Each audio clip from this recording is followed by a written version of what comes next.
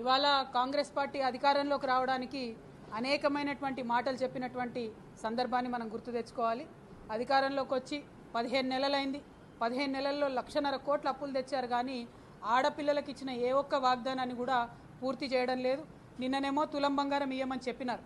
ఇవాళ మేము BRS party పక్షాన డిమాండ్ చేస్తూ ఉన్నాం, మీరు చదువుకునేటటువంటి ఆడపిల్లలు 18 సంవత్సరాలు నిండినటువంటి ప్రతి ఒక్కరికి స్కూటీలు ఇస్తామని చెప్పారు. కానీ ఆ విషయంలో ఇంతవరకు కనీసం రివ్యూ కూడా చేయకపోవడం చాలా దారుణం. ఆర్టీసీ బస్సులు ఇచ్చి స్కూటీలు ఎగ్గొట్టాలని చూస్తే మాత్రం ఊరుకునేదే లేదు. ఇక్కడ మీ మాట నమ్మరని చెప్పి మీరు ప్రియాంక గాంధీ గారిని తీసుకొచ్చి స్కూటీలు ఇస్తామనేటటువంటి వాగ్దానం చేసినారు. So that is why we are questioning ప్రియాంకాజీ. ప్రియాంకాజీ, it has been 15 months of your government. Where are the scooties for the young girls?